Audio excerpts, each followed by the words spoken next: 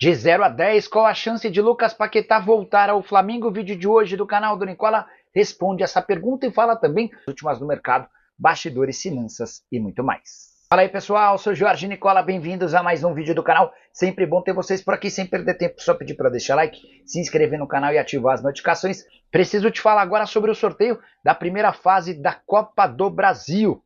Conhecemos nessa sexta-feira os adversários dos times grandes no primeiro mata-mata. Posso contar para vocês logo de cara que essa primeira fase acontece em jogo único e em caso de empate a decisão vai para pênaltis. Jogos acontecem nas semanas dos dias 19 e 26 de fevereiro. O Vasco pegou o União do Mato Grosso.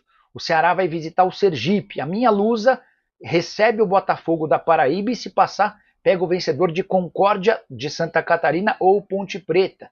O Grêmio vai visitar o São Raimundo, o Vitória vai visitar o Maranhão e se passar pega o vencedor do confronto entre Santa Cruz de Natal e Náutico. O Bragantino vai até a Paraíba enfrentar o Souza, o Galo visita o Tocantinópolis, o Fluminense visita o Águia de Marabá e o Operário de Vargem Grande será o adversário do Sport. Importante contar ainda que os times que estão na Libertadores da América entram apenas na terceira fase. O Santos também se encaixa nesse rol por ter sido campeão da Série B. Para falar sobre Lucas Paquetá, meio atacante do West Ham pode virar reforço do Flamengo?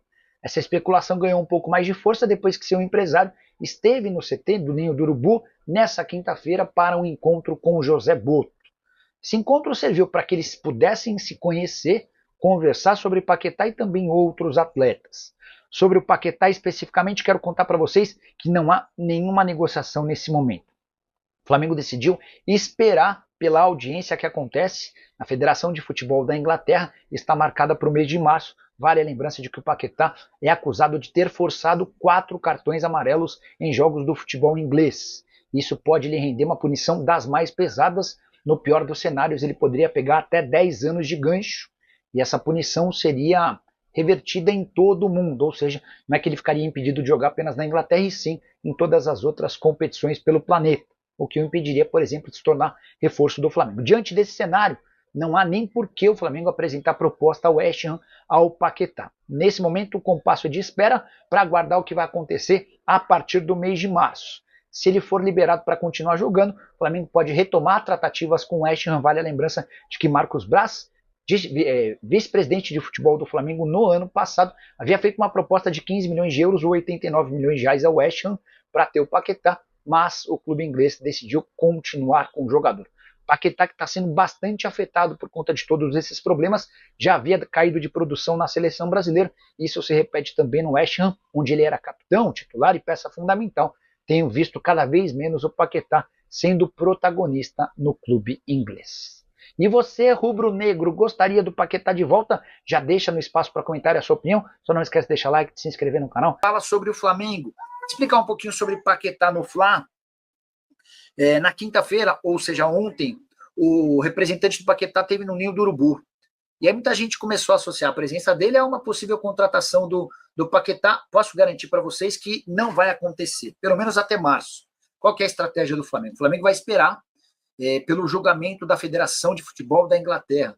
Esse julgamento acontece agora em março e o Paquetá é alvo de uma investigação. Ele está sendo investigado por conta de 4 cartões amarelos que ele supostamente tomou de forma proposital para beneficiar apostadores, vários deles familiares. O Flamengo não pode contratar o jogador sem saber qual que vai ser o destino dele. Ele pode, por exemplo, tomar uma punição de 10 anos sem poder jogar. Pena que é aplicada na Inglaterra e também no restante do mundo, tá? A partir daí, a partir dessa definição, aí a gente pode ter mudanças no cenário. Quer saber sobre Gerson no Zenit e qual o seu salário? O Gerson hoje ganha na casa de R$1 milhão por mês. Ele abriu mão de 50% dos seus vencimentos quando trocou o Olympique de Marselha pelo Flamengo. E essa saída se deu também porque por lá ele havia perdido espaço depois da saída do São Paulo. O salário do Gerson, levando em consideração que ele é capitão e um dos principais jogadores do time, dá para dizer que está defasado. Ele ganha menos do que o Danilo, ganha menos do que o Alexandro, ganha menos do que o Pedro, do que o Arrascaeta, do que o De La Cruz. O Alcaraz ganhava mais do que o Gerson antes de se mudar para o Everton, enfim. Dá para dizer que o Gerson merece ganhar mais. Mas, Porém, contudo e todavia, essa suposta proposta do Zenit, ou supostas, porque a informação é de que eram duas, uma de 28 e uma de 35 milhões, o Zenit garante que não fez oferta, tá? Novidade sobre Gerson, um abraço aqui de Teodoro Sampaio.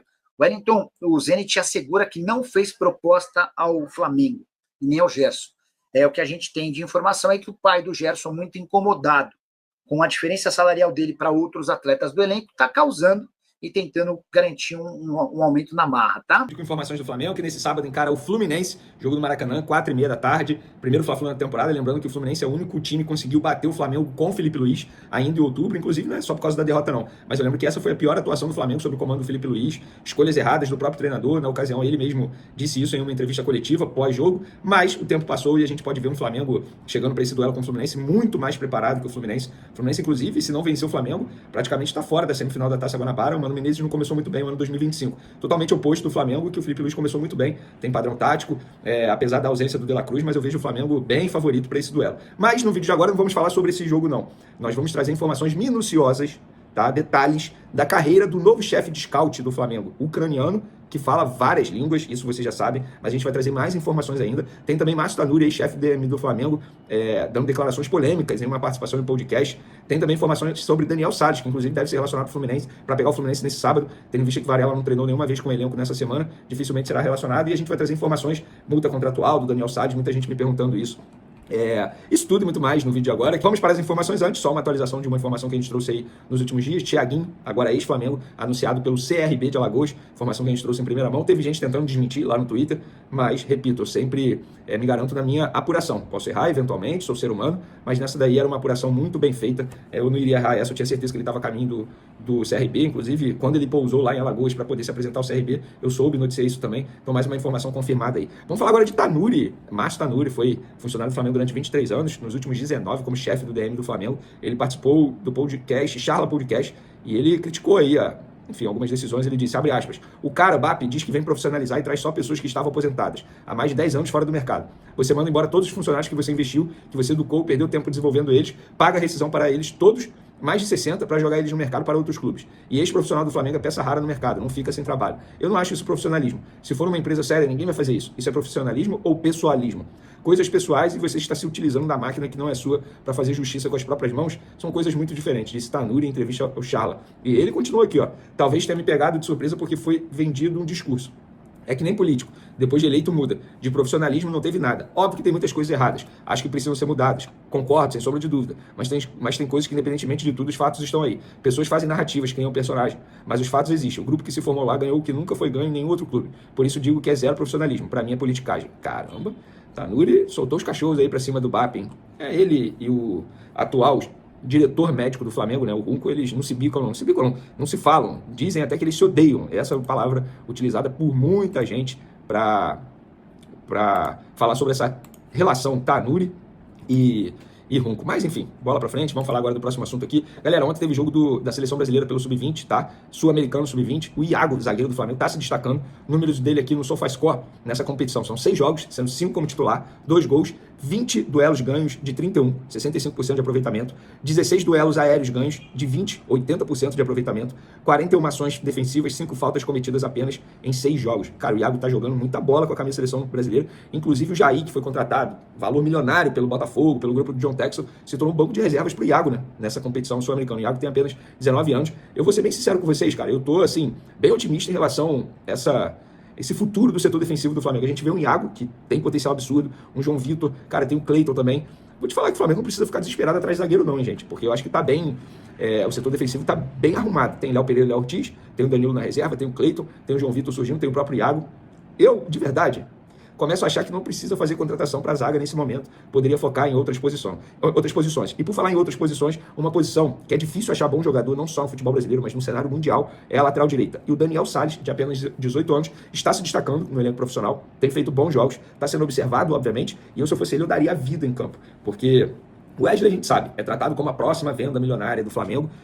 Eu acho que na próxima janela de transferência no meio do ano ele será vendido. Isso é achismo, não é informação. Acho que dificilmente o Flamengo vai conseguir segurá-lo. E o Daniel Salles pode surgir aí como uma peça para poder fazer parte da lateral direita no elenco profissional do Flamengo. E muitos me mandaram mensagem me perguntando detalhes contratuais desse jogador. Ele renovou em 2024, já em dezembro aqui, ou seja, 2 meses atrás. O novo contrato dele vai até dezembro de 2028. Uma multa rescisória para o exterior de 70 milhões de euros, multa milionária, e multa rescisória para a transferência nacional, ou seja, clubes brasileiros, 46 milhões de reais. Fica aí a informação para vocês. Agora vamos falar sobre o novo chefe de scout do Flamengo, um ucraniano, contratação de peso, tá? Porque direito à nota oficial, foto do Flamengo, e o torcedor Bruno Alexandre, tô dando aqui os créditos para ele, cara, fez um levantamento sensacional no Twitter sobre a carreira do Andriy Fedkovic, acho que é assim que se pronuncia.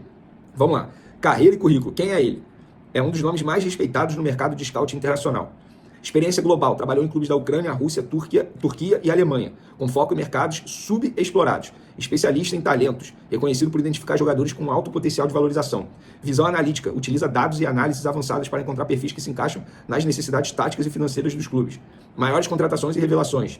Fedkovic tem um histórico impressionante de contratações que geraram lucros milionários. Confira alguns nomes e valores. Mikola, do Shakhtar Donetsk, valor de compra 2 milhões de euros em 2017, valor atual 20 milhões de euros em 2023. Impacto, tornou-se um dos principais zagueiros da Ucrânia e peça-chave do Shakhtar. Viktor Tikhonvek, Dinamo de Kyiv, valor de compra 500 mil euros, valor de venda 10 milhões de euros para o Girona em 2023.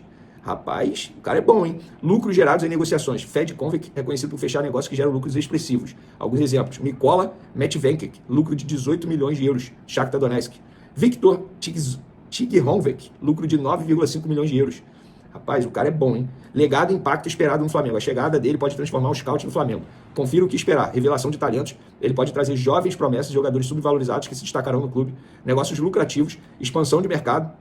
É conhecido por sua abordagem moderna e eficiente no scout, uso de dados, rede de contatos, foco em necessidades táticas, expectativas para o futuro, ele sempre olha isso. É um sinal claro de que o Flamengo está investindo em um scout moderno e eficiente na revelação de talentos. Conclusão, disse aqui o Bruno Alexandre. A chegada de Andriy Fedkovic ao Flamengo é um passo importante na reformulação do departamento de futebol do clube. Com sua experiência internacional, visão analítica e histórico de sucesso, ele está preparado para identificar talentos que ajudarão o Flamengo a continuar dominando o futebol brasileiro e se destacar no cenário internacional. Parabéns ao Bruno Alexandre aqui pelo levantamento, ajudou demais. Cara, assim, minha opinião, de verdade, a gente já pôde observar. E outra, eu já estava até esquecendo disso, cara. O Marcos Mota, que hoje é VP do Flamengo, enfim, VP jurídico, ele fez um comentário extremamente interessante aqui nas redes sociais, quer ver? Ele botou o seguinte: recebi mais de uma mensagem de diretores esportivos e scouts de clubes europeus e do Oriente Médio elogiando a contratação do Andriy pelo Flamengo. Ele botou uma frase aqui: Flamengo is getting an amazing head of scouting at the club. One of the best in my opinion. Ou seja, uma pessoa dizendo aqui pro Marcos Mota que ele é um dos melhores do mundo, na opinião dessa pessoa. A verdade é o seguinte: o Flamengo está se profissionalizando. Repito, se a bola não entrar, beleza, muita gente vai criticar, mas a chance de a bola entrar é muito maior quando parte para essa linha de trabalho, essa metodologia de trabalho. Dito isso, placar para hoje, 2-0 Flamengo. Beleza? Tamo junto, forte abraço e fui! Então é isso, né, família? Hoje tem jogo do Mengão contra o Fluzinho, 5-0, tá? É esse o placar. Deixa aí no comentário a sua opinião, seu palpite. Quanto que você acha que o Flamengo vai atropelar hoje o Fluminense, o time de Série C? Para mim, 5-0. O Flamengo tem pegado esse time pequeno aí, né? Pegou Volta Redonda, pegou o Bangu, pegou o Português e aplicou várias goleadas, né? Então, o Fluminense não pode ser diferente. É um time minúsculo de Série C, a qual o Flamengo vai atropelar. Então, para mim, 5-0 tá de bom tamanho, dá para ficar tranquilo e disparar na liderança e aumentar demais ainda o saldo de gol para que ninguém possa vir tentar querer fazer frente com o Mengão, que vai ser campeão já no primeiro turno da competição da Copa Taça Guanabara. Então, rapaziada, chega deixando seu like, se inscreva no canal, ativa o sininho de notificação. Um grande abraço no coração, segue para mais, até o próximo vídeo, vamos para cima.